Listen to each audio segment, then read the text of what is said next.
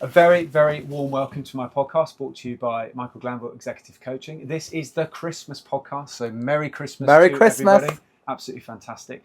I've got the privilege, as I usually say, to be here with Paul Adamson. So welcome, Paul, to the show. Thank you very much. Great to be on here. Paul has sailed around the world with Eddie Jordan. He's writing a book. He is an international keynote speaker. He's been on an incredible business journey, and we're going to learn all about that today. So very much looking forward to that. So Paul, tell us a little bit about where it all started. Well, that's a great question. I think for me, it all started on the River Dee in Chester, in the northwest of England, back when I was 11 years old, when I decided that sailing was going to be the sport for me. Both of my sisters chose horse riding. I chose the boat because I kind of figured that I wouldn't need to muck out their boats, as it were. Yeah, it does take a bit of cleaning. It does take a bit of cleaning, but yeah. So anyway, so then, and I just got totally hooked on sailing. It became something that actually just became my life. I can remember that during the week at school, I'd always just be focused on, right, this weekend, what I'm going to do, how I'm going to do it, what's the weather forecast, all these things. And it actually got to the point where I used to bunk off school, as in I used to kind of miss the bus on purpose, strap my sail, my daggerboard and my rudder to my back and cycle then 8 miles down to the club. And then just sail all day and pretend I played this game called Sailing Around the World, Wow. of which then I was sailing my topper dinghy around the River Dee, and I loved it.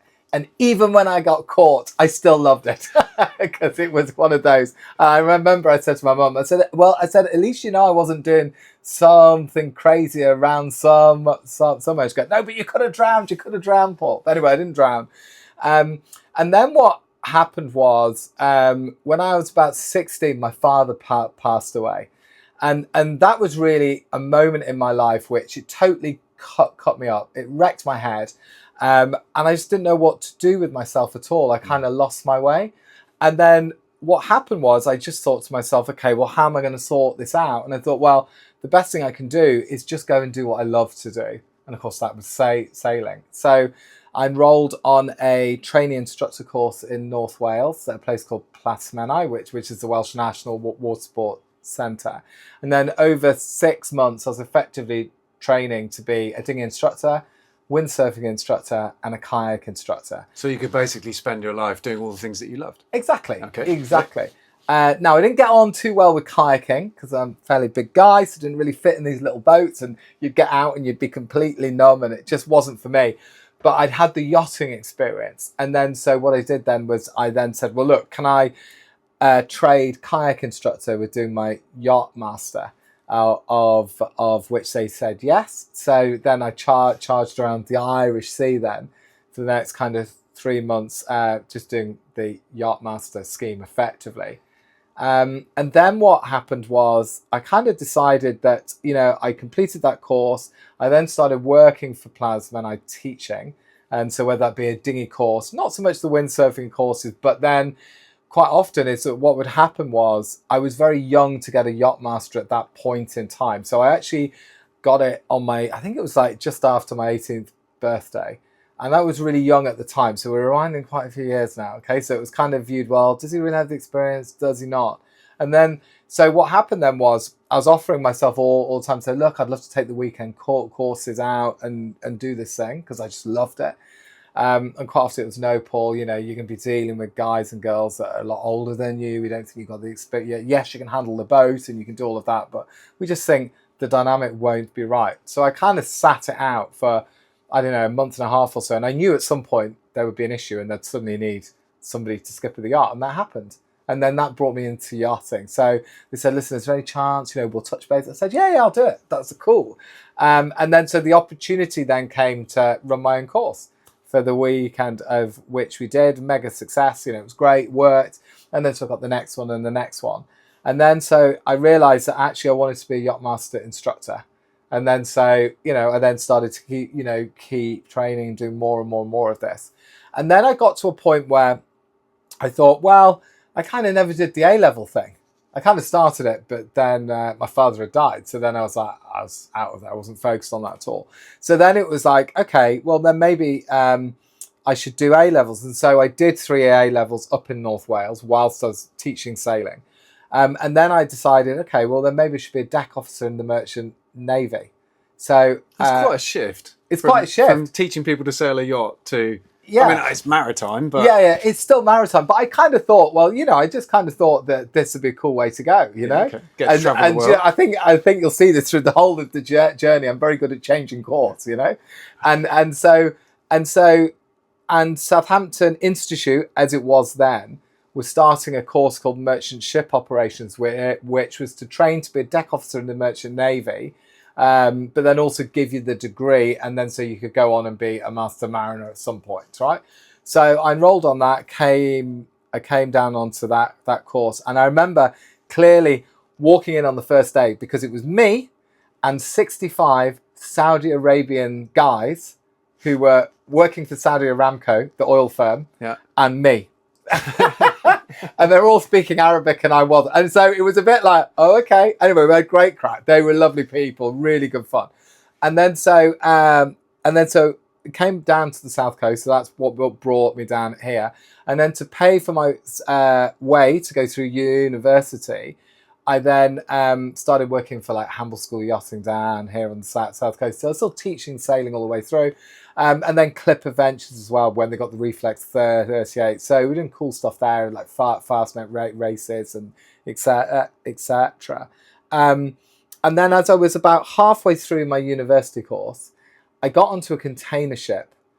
And then I realised that when I got onto the container ship, all it cited, everybody on the container ship were counting the days up for when they were off the container ship. Okay. So then I kind of realised maybe this isn't as romantic as I thought it was going to be. And then so I think it was around about that time that Ellen MacArthur had done the Kingfisher campaign and come second in the Vendée Globe. And the BBC did a documentary on that story. And I found it so inspiring. I just thought, you know what, that's what I'm going to do. I'm going to be an around the world single-handed sailor. That's what I'm going to do, And so another navigational shift. Another change in course, right? And then so I'd had a bit of money come through from my father's death. And then so I blew the lot on building a custom-built carbon fibre swing keel mini transat yacht, because that seems to be the way to do it. You do the mini transat first and then you do that. But basically that ended up going completely A over T, as they say. Broke my mast, I ran out of money, and I never did the race in the end. But I had fun building the boat and learning a lot as we went through. And then it was around about that time where I remember I got to a winter period and I was like, oh, what am I going to do during the winter? Because if you're a professional sailor, generally in the winter you'd go to the sun. So you go to the Caribbean or you go to the Mediterranean. But I hadn't quite made that kind of leap yet, so still here in the UK. So anyway, a very good friend of mine that I met at Clipper happened to be working for Oyster Yachts at the time. And then so I phoned Barney up and said, oh, Barney, any jobs over the winter? And he said, well, we do these things called, there might be a junior commissioning role, which is where the yachts come out of the yard.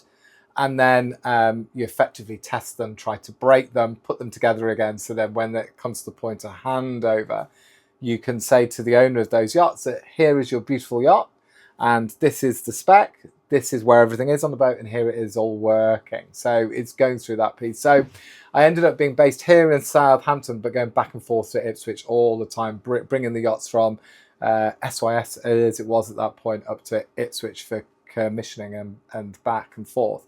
And then through a serendipitous change of course, I was introduced to a couple that were building an Oyster 56, and they were looking for a skipper to go on board and skipper that yacht with them. And Oyster put me forward for that role, and I got the job. And then so what that meant was I picked up with this couple their brand new Oyster 56 in early springtime. It was. This would be like spring 2005. I would have thought that this would be now. So it's like 10 years on. So I think it went to Plasmena in like 1995, 96, I think it was. So it gives you an idea. And anyway, and then so the plan with that yacht was the shakedown sail was going to be Ipswich to Ipswich, but round the UK and Ireland. And that was going to be critical, right? would turn out a few months down the line. So we then set off. And we sailed, around southwest coast of the UK, beautiful, crossed to Ireland. And then we had 8 weeks on the west coast of Ireland, which was just stunning. Mm-hmm. And sailing up the west coast and all this, beautiful. Then up to Scotland, and then right over the top, over through the Orkneys, and then back down the east coast of the UK and back to Ipswich. Then we got all the warranty done. And then from there, we then set off down to the Canaries and then did the arc across to the Caribbean. And that was super cool, effectively. And it was in the Caribbean where I met my beautiful wife, Audrey. Amazing. And that trip would be absolutely critical because, as you do, St. Lucia, 4 a.m. in some rum bar somewhere, I heard the Irish accent at the bar and I was like, oh, you're from Ireland. What part of Ireland are you from? And she was like, well, I'm from County Mayo, but you won't know where that is. And I went, oh, hang on a second. I know Mayo, and I went, Clew Bay. And she was like, what? Because that's where she grew up.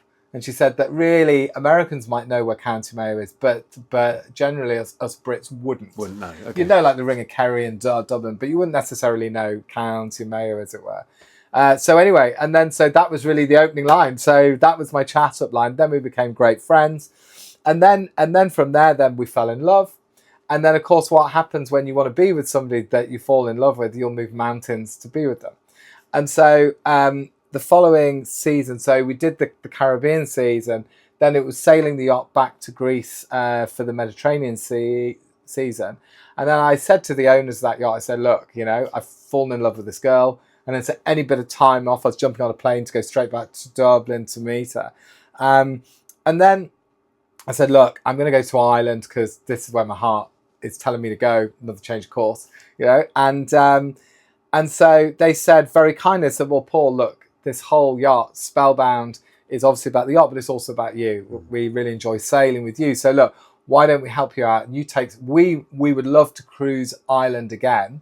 So take Spellbound to Ireland and, we'll give you a season there. And it's amazing how things happen, isn't it? It's amazing how things happen. Even just talking through it now, meant to be, exactly. And then what happened then, moved to Dublin, and then this would be like the height now of the Celtic Tiger, and so Spellbound then sails away, and I remember standing on the dock wall of Dunleary Harbour, and this would be in the height of the Celtic Tiger, which basically translated for, if you don't know what the Celtic Tiger was, it basically meant everyone had cash bar me being the professional sailor on the dock. Right? And I'm like, what is a professional sailor going to do here? And that's when the moment when I said, well, hang on, yachtmaster instructor, that means that I could set up a sailing school. And then so I realized that in Dublin at that time that there was no proper big boat sailing centre. So I set one up. Now, initially, we called it Sailing West because Audrey's from the West and we thought we'd go and live in the west of Ireland. But then we realised that the market was in Dublin, and so we set that up there. But that was really the entry into the business world for me. So it was a case of, okay, we went out, we raised some cash, we bought a yacht from here on the south coast, sailed it back, went through the process of setting up the training centre with the RYA and the ISA, which is National Governing Body Sport in Ireland. And then it was like, okay, well, we've got to fill these yachts. Or this yacht, as it were at that time, we ended up with 2 yachts, and then it was like, well, how am I going to do this? So, okay, we'll put a poster up on the marina wall, as it were. And I asked the marina, I said, hey, look, would you mind if I just put a poster up? They said, that's totally cool. They said, we're actually doing something that we haven't done before that you might be interested in. I was like, what's that? I go, well, we're sending a newsletter to all of the berth holders in the marina here. And if you pay for the printing costs and the postage and the envelopes, why don't you stick a flyer in there too? That flyer still has been the best bit of marketing that I have ever done. Change the business. Because hope was not a strategy. You needed to come up with something as an alternative. You need to find a way to reach out and engage, right? Yeah. And so sent the flyer out, and then from that flyer, the first 3 phone calls of who phoned are still, well, not only those people have become close friends, but they're also clients as well, which is amazing. Clients even now. Clients even now. Wow. And these so the The first couple that called was Pat and Denise Rigney, who had bought a Bavaria 32, and they want to enroll on a theory course, and then get some training as well. And they became great friends. And then Pat then really became the bridge into the professional speaking world, because what happened is we were meant to be going racing on a Wednesday night, and it was blown off, just too much breeze. And so I said to Audrey, I said, go down to the off license. I said, which is called O'Brien's. I said, grab a bottle of Mount Gay rum, bottle of Coke, and a bag of ice, and we'll go down and just have a couple of rum and Cokes on the boat. Anyway, we had quite a few rum and Cokes on the boat, is what happened. To the point when the next day, Pat called me and said, you do know what you agreed to last night? And I was like, I do remember, because what he'd asked me is, he said, Paul, said, listen, my guest speaker has cancelled for coming in to speak to my sales team next week. So would you do me a favour? Would you come in and talk to them? And he said, he only needs to. I was like, well, what about? And he's like, well, talk about sailing across the Atlantic or something like that, with what you did with Spellbound. And I was like, okay, great, I'll do that. That's no props. So anyway, fast forward then a week and a half. I walk into this hotel room in the Beacon Hotel, and there's 40 faces looking back at me, and I remember thinking in the moment, going, "How on earth did I end up here? Why did What am I doing? What am I doing? What am I going to share with these guys?" And I just took them on this trip across the Atlantic. But then when we did go across the Atlantic on Spellbound, we went through a fairly savage storm. We were totally safe at all times, but it was pretty full on. And so what I did in the room was I built the storm up a bit more, a bit of speaker or artistic license, as it were. And, I suddenly twigged, and this is the bit where it really turned for me. You always say, and have learned that all change happens in a moment in time. It's a moment where we make a new decision, a moment where we put the wheel over, when we actually change course. We can be thinking about something for years, but it's the years to get to the moment that we actually decide to turn the wheel, right? Yeah. And this was definitely a moment in time. And I suddenly said, guys, oh my God, I've just realized something. This storm that I went through is no different from the financial storm we're all about to go through today. Because that day happened to be the day that the IMF had landed in Ireland, and it was the start of the global financial crisis, and the country was bust. Yeah. So suddenly now, a very difficult time. You've got all of this uncertainty. You've got literally people handing the keys of their houses back to the banks. A lot of people are over leveraged. The banks were doing crazy lending. All this stuff, all came out in the wash, right? So anyway, so I said, this storm I went through is no different from the financial storm now. So I couldn't control the weather, but what we could control is our mindset.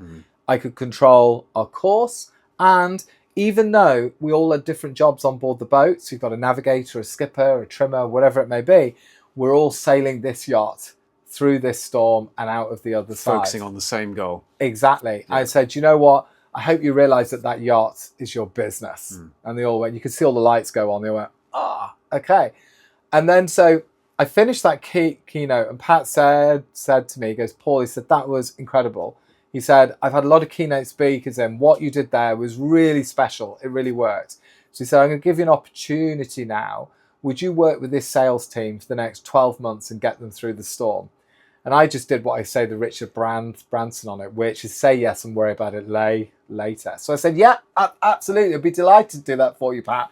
Walked out the hotel, and then just thinking, what have I just agreed to? Jesus, Paul, would you not just say no at some point in your life? Just say no. Anyway, and then I thought, okay, well, I must know how to sell because we filled these courses. Yeah. So I must know we got a business, we've done this piece. So, okay, how are we going to do this? And then so what I did was I met with the team prior to the first session, found out what the real challenges were, which quite most of the time it's people's mindsets, right? It's the story they're telling themselves why they can't get through it. And then so what I did then was basically created them a training that actually really worked. And that business, whilst everybody else was melting down, that business thrived and grew and grew and grew and grew. And so that was really like the new kind of way. So suddenly I had the sailing school, and now I had this coaching business, which I hadn't planned for at all. And then I was lucky that Pat then sits on the board of many different Irish companies. And then so he was like, well, Paul, you need to go up and speak to the pharmaceutical industry. You need to go and speak to the equine industry, into food. And then so I was then running the same program, but then across a number of different industries, and did exactly the same thing. And what about your sailing business during that time? Had you got somebody in to run that? Or? We had a team running that, yeah. And then so you kind of built a business that could kind of be self-sufficient, so you could move on and do something else. Exactly. And then what happened was then life threw another curveball or another change of course, and that was that I happened to be on, as you do, on a stag do in North Wales on a go-kart track. And we'd finished the race. I remember that. I jump out, took off the smelly helmet. I'd felt my phone in my pocket, and I'd realised that I'd missed a call. And I saw off this number, UK number, because at that time I had an Irish mobile. And then I saw that it left a message. And so I picked the message up, and all I heard was, Paul, this is your lucky day. Call me back now. Nothing. The phone goes down. Paul, this is your lucky day. Call me back now. That's all I hear. That's all I hear, right? So I'm like, who the hell is this? Who the hell is this? And then so I call back, right? And then what I hear on the other end of the phone is this guy that's saying, hey, Paul, listen, I've got your number through a friend, and I'm building an oyster, and I believe that you and your wife are the right people to come and take this yacht around the world. I was like, huh? So totally so I'm on the side of this karting track. I was like, well, okay. I said, who is this? And he went, it's Eddie Jordan. And I just went, F off. It's Eddie Jordan. And now I'm looking at the guys trying to work out who is missing, because who's outside on the phone. Who's winding me up? Who is on the wind? I was like, there's no way you're Eddie Jordan. Come on. Which one is it? Who is it? You know, and we had this kind of, just like this, not a sparring session, but like this back and forth of Eddie trying to convince me he was him. I was like, okay, well, if you're Eddie Jordan, then where the hell are you now? And then suddenly a tweet to me goes, oh yeah, I'm on board my yacht, the Snapper, anchored off Monte Carlo. And I was just like, oh, Mr. Jordan, great to meet you. How can I help? Anyway, and that really struck up a great relationship between the two of us. And then so he said, look, I'm building this Oyster 885 to do the first Oyster World Rally, and I would love you to be the skipper of it, and for your wife to come on board as well, and if she can be the first mate and look after the food, great. I was like, okay. I said, well, look, let us meet for a weekend, because if we don't get on, then it's not going to work. Yeah, and this is circumnavigation, so it's going to need to be run like a family. It's going to be like a charter yacht, as it were. And so Eddie was cool with that. So then we spent the weekend with Eddie and Marie, and that was it. We made the decision to literally close everything down, put life on pause. We were married at this stage anyway, but no kids. And we thought, this is an opportunity that's come into our life to sail around the world. Why wouldn't we do this? Because deep down inside of me, I always knew that speaking was the way I wanted to go. I love creating breakthroughs, right? And so I just thought, well, the content that we would learn, the lessons, the time with great entrepreneurs, with people with the challenges, all of that piece would just teach me so much to go into the next chapter of life. And then what unfolded was literally an adventure of a lifetime on so many different levels. Could have been spending time with Eddie and learning about how he managed to do the best blag of his life, which I should tell you about because it's so good. And that is that I said, I can remember being anchored off Wahine, which is an island in French Polynesia, but it was just myself and Eddie on board the yacht. The sun was setting on the horizon, beautiful, and we're having a glass of red wine, right? I said to Eddie, when you pass away, whenever that may be, I said, if you could leave nothing to your kids, apart from, I don't know, a mindset, just something, what would you want to tell them, or what lesson would you want them to know, so actually you knew that they would always be okay? So that's a fairly deep question, right? That's a really deep question. Right? How many glasses of wine had you had? Quite a few. But the answer I will never forget, right? And he goes, okay. He goes, do you know what? He said, I know. He said, and he thought about it and he goes, I know. He said, this would really be the best blag of my life. I was like, okay, well, what's that? So off he goes. He goes, listen, back in 2003, I got wind that DHL wanted to come on board and sponsor an F1 team. And he said the way it works in the F1 world is that as soon as you get an opportunity, you need to move, and you need to move fast. Because if you're not the first in there, someone else will then take it. Someone else will have that straight out. And so he was straight on to DHL and said, listen, we would love to work with you. And Jordan Grand Prix is exactly the right type of brand for you guys to work with. And he said, just let me speak to my principal sponsor now and just check they're okay for you to come on board, but you'll match the funding, right? Yeah, we'll match the funding, whatever B&H bring in. So the principal sponsors there was Benson and Hedges, right?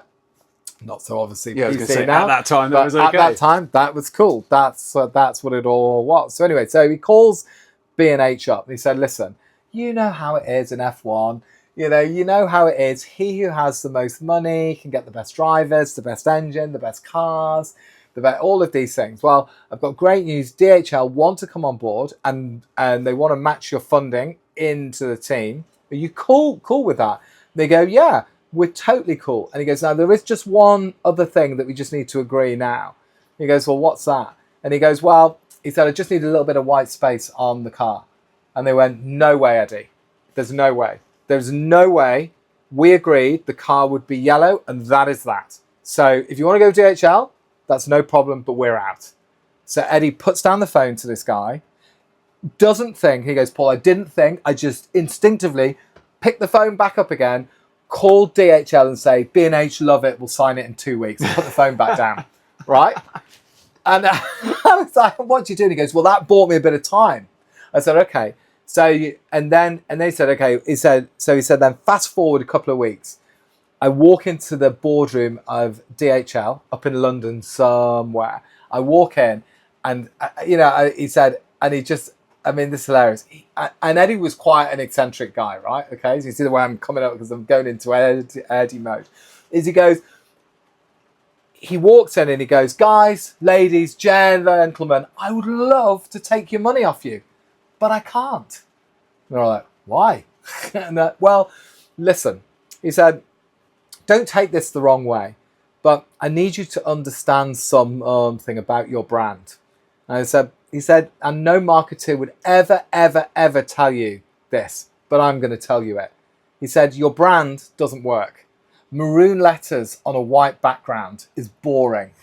Who wants to buy that? Look at your competitors. UPS, they're brown. What else is brown you don't want to be associated with? He said, it's boring. He said, it's not going to work. He said, now listen. He said, and then he turned to the people with him. Hand out the documents, And so goes around the boardroom. He said, open the page. What do you see? And he goes, well, we see a yellow van and 8 white vans. Exactly. Flip the page. What do you see? A yellow plane and 8 white planes. Exactly. Flip the page. What do you see? Right? And then what they saw was a mock-up of the Jordan car. In yellow. With DHL in bright red and the logo slightly adjusted and changed for speed. So he said, think about it. He said, you want to be, this is excellence delivered, right? You want to be like dynamic, young, seen, all of these things. And you're just not going to have it with maroon on a white background. So he said, unless you did what I'm suggesting that you do, which is rebrand the whole of your business, I ain't going to take your money off you because I can tell you now, you're not going to get to where you want to go branded like that. And they were all like, this is a big decision, Eddie. It's not something like that. And he said, that's no problem. That's totally fine. So Eddie walked out of the boardroom. Within an hour and a half, he got the phone call. Look it up. DHL rebranded the whole of their business in 2003 based off that conversation. And Eddie used to always say that the best bit of a deal is the little bit on top. The bit you steal, he used to say. The bit you steal, the bit on top.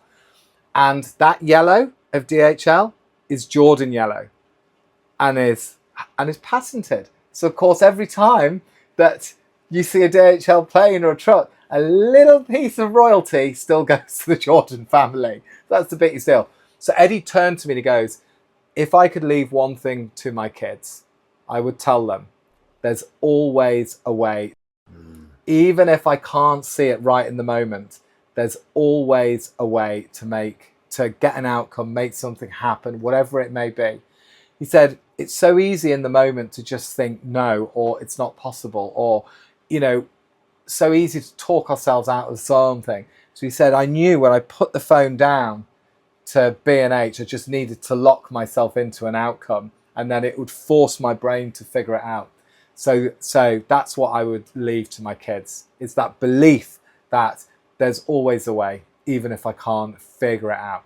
You heard it here first. What a message to take away from this podcast. But that wasn't the point that your business journey was all over. You didn't just become a speaker then, just off the back of your time sailing around the world. You then joined quite a substantial business in a really senior role. So tell us a little bit about that. Yeah, and then so we came back from the trip around the world, and then it was time to reestablish myself. And like any business in the beginning, I'm sure people listening or watching this, you can totally relate to this. It takes time to get these things going. And quite often it costs us twice as much and twice the amount of time. And that can be really frustrating, right? But that's just life, okay? And so we came back to reestablish myself. I was lucky, in the clients that I paused took me straight back on board to come and speak to their teams. And then so I was doing that. And then what happened was, through Eddie introduced me to this guy called Richard Hadida. Rich is a great guy.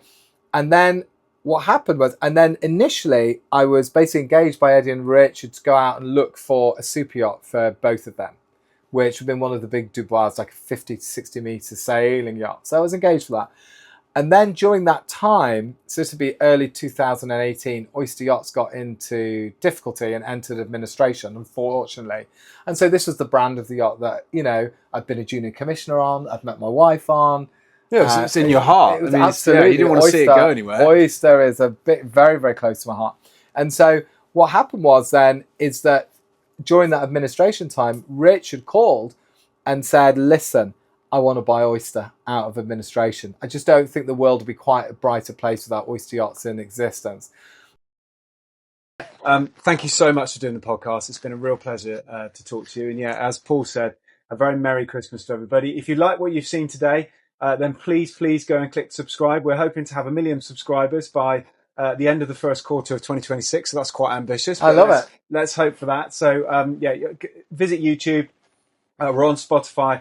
We're on Apple Podcasts if you want to listen to us on the way into work or on the way home or just out walking the dog. But there are some brilliant podcasts on there. So go and take a look. And for now, from meeting amazing leaders on their journey to success, thank you, Paul. You're welcome. Have a wonderful Christmas, everybody. And we'll see you in the next podcast. Will do. Happy Christmas. Happy Christmas. Happy New Year. See you later.